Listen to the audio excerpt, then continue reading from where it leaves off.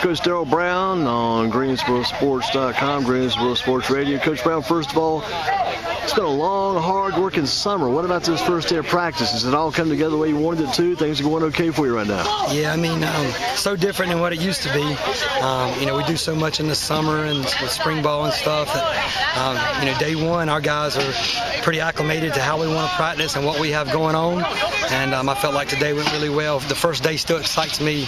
I'm kind of old school in the fact that first official day is something that's special for high school football, and I was really proud of how our guys worked today. Yeah, I always remember those days myself. It was always August 1st back in the old days. August 1st is almost like a national holiday for us, high school football. You work hard all summer, got that first day, and I know I heard you say several times during practice to the guys, you told you've been doing it all summer. You know how to do this. You guys are doing that kicking team work there with the punting. You told the guys you've been doing the same thing. You should be able to know it now and get it right.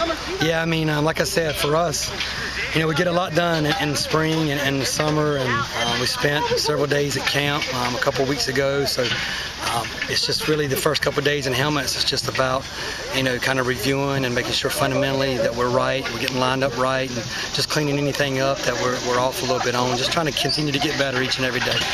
How about that running back spot? Just kind of intrigues me. Michael Williams back this year, and do you have the other kid too coming in as well, Shoemaker? They're going to try to fill that role for Mr. Mitchell Summers, what he did for you over the years? Yeah, I mean, Mitch obviously had a fantastic career here. He's one of the best to ever do it in the state of North Carolina, but we like our running back group a lot, and you always lose really good players every year, and that's what makes it fun is you got new faces, and it's a fresh start for a lot of new guys, and it's a new team. So Micah and Ty, they've predominantly got most of the carries, in camp and things of that nature, and they look to be our first two guys kind of up right now. We're still kind of working through that and see who's going to get the majority of the carries and who will be our starter. And then Torrin Stroud's another guy that saw a lot of carries for us last year on Thursday night, and he's doing a good job as well. So we got a group of guys, a couple young guys that have been working hard and doing things the right way. So we're excited about them, and then the fact that they get to line up beside a quarterback that has been there for a while, and Faison Brandon obviously makes their job a little bit easier. He'll make them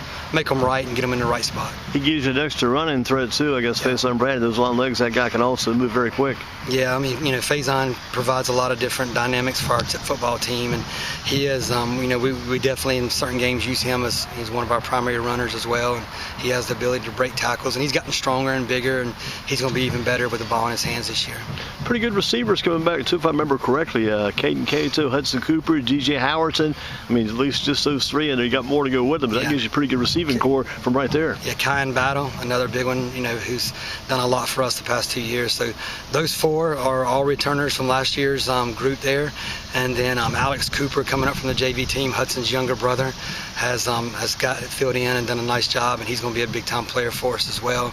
And then we got some other guys in that group. It's a pretty deep group. We'll flop some of our defensive guys over, like Cassie Barnes and Pat Carter, who Pat played primarily offense for us last year, and they'll see some action there. But, returning those guys along with Faison, gives us a lot of, comfort as far as our passing game goes, and them guys having a feel for each other and that kind of stuff. And if you had to bring maybe in Hudson Cooper and Alice Cooper's father and grandfather, they give you a pretty good effort too. Those guys work hard also. I met those guys a few times. They're very supportive of what you do and what their kids are doing. Yeah, their family's a huge support for our football program. What about Faison Brandon? Who's his backup? I remember you had a backup a couple years, Will Rainwater. I always love that name, Rainwater. But who's going to take the helm if Faison takes a lot of snaps? Need to take a little break late in the game? You guys got to get a lead. Who comes in? Yeah, so right now, Brody Lowe. He's a ninth grader for us that will be our number 2 guy going into the early part of the season here, and he'll also probably play some JV the first few games, but he's looked really good in the summer. He's a left-handed kid, and he's got good size, and he's catching on really quick to what we have going on, and Faison's been a great mentor for him, and he's working really close, Brody is, with Faison and Coach Tripp, and just getting a grasp of the offense and what's going on, and he's getting better each and every day. Having Jesse Tripp, Rigsby, guys like that with you for several years, that's got to be a plus too from the coaching staff. Well, I told our staff last night, and I would hope every head coach would say this, but I feel like I got the best staff in the state of North Carolina, and I'm honored to work with those guys. And Coach Tripp, Riggs, Will Brown, those three have been a part of my staff going back as far as 2013, and Coach Riggs as far as 2010, and then even guys like Jamie Cunningham, who I'm looking at, and Thaddeus Rice, have been with me for 8 years now, and we've added along the way Coach Meekins and Coach Wade, and just a lot of really good coaches. Coach Clay Browning, who came to us from Elon a couple years ago, has been a huge addition. And then I mentioned Coach Meekins, and then we have Coach Bayer, who joined our staff.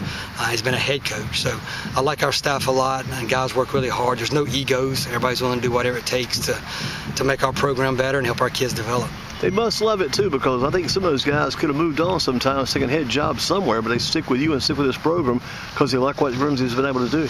Yeah, I mean, yes, for sure. I mean, all them guys are very capable of leading their own program or doing different things, coaching different things, different sides of the ball, whatever it may be. But I tell our players all the time, and a lot of people say it, I mean, it really is a family type atmosphere here. And, that's with our players in the locker room, and then with our coaches and our, their wives and families. All of them are good friends, and we'll do things in the off season together, and kids get along. So it's special, and it's hard enough coaching high school football or high school sports in general, as far as time and the commitment and to go along that with pay and that kind of stuff. So I think it's more important that you're working with good people and around good people, and you enjoy who you're around on a daily basis, and our guys enjoy being around each other. Yeah, I saw a video a couple weeks back. I just flipped it through YouTube. I caught a video. You were getting interviewed by Joe Sierra, News and Record, and you had Cam, your little son, with you. It was back when he was probably about 4 or 5 years ago. Just seeing a little kid out there then, how much he's growing already too, because you said he'll be in 6th grade this year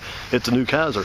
Yeah, he's growing up. I mean, he's kind of been a part of Grimsley football. That's about all he remembers. He don't really remember the Southern Guilford days, and so he thinks of this as like his second home, and he loves our players, and he's in the locker room with them all the time, and he's excited to get started over at Kaiser, and he'll be in the 6th grade this year, opening up a new school, so he's looking forward to that. And you got to an offensive line. You got a couple guys. I was talking to Jamie Cunningham. He's a quarterback specialist. We were talking about this kid. I was trying to get the kid remembered. This kid, Gavin, big offensive lineman Gavin. I think he's only a junior. He's a huge kid. Then you got Nick Casabera. So you got some good returning offensive line players too here. Yeah, I mean, Gavin will play left tackle. Nick Casabera over at the right side, who's committed to App. Our center will be Neil Johnson, who's a returning starter for us last year. He played left guard.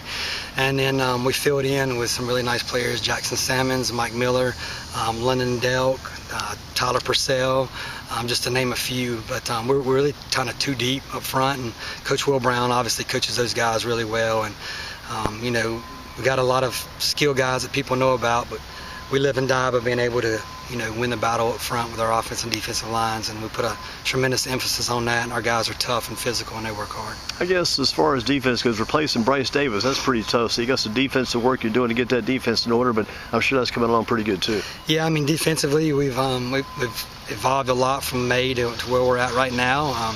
Graduated, our biggest losses were up front, Bryce and that defensive line. I think we graduated about 5 of those guys.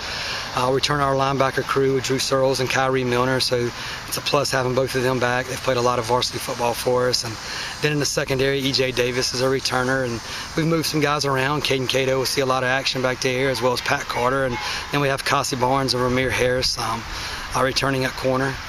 So that's 2 guys that have played a lot of big snaps as well. But again, it's just kind of, every year it's a little bit different what guys can do, and what we want to make sure we fit what we're doing to what is best for them. And so we've been really pleased with them and how they've come along, and I think we've got some depth up front, and which will be good, that we'll be able to have a little rotation. How do you work this thing now as you get closer toward the first part of the season? Do you do any game planning at all for scrimmages, or is most of the focus now getting ready for West Charlotte, that first game of the year? Really, right now the focus is on us. We want to make sure that we're taking care of what we need to take care of to get Grimsley ready for when we play those teams. And we want to make sure that we are just doing the things that we need to do to get better, and our guys are doing that. And as we get closer to scrimmages and things of that nature, we'll kind of lock in on what Mooresville does and make sure that our guys are prepared. And then obviously, you kind of always creeping up on the West Charlotte game, so you got some things that you kind of putting away to get ready for that as well. But I think really at this time of the year, you should be focused on your guys and making sure you got the guys in the right spots doing the right things, and you're prepared for what's coming. It's going to be a long season, but it gets up on you pretty quick right here, and you want to make sure you guys are ready. And Mooresville gave you a pretty good scrimmage last year. I remember you had, I think, maybe one touchdown. That was that Mitchell Summers' long run for the TD, and then they went on to do pretty good in the playoffs themselves later on. So that was a good test. Mooresville's a really good program. I have a great relationship with those guys down there.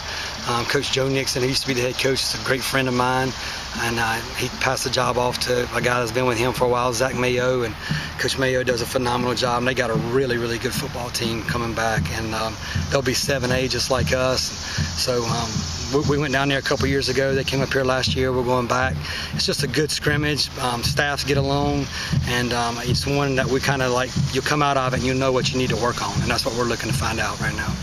Coach, I know you got West Charlotte first game, and you got some other tough games. East Forsyth, I think it was on that regular season schedule because I guess you're in the conference or near, maybe just above you right now. But you got all these teams coming in. I know you got a lot of work to do. It's a hot day today. Keep up the good work. Thank you for your time as always, and good luck to you and the family, and keep up the good work. Thanks, Andy. I appreciate you.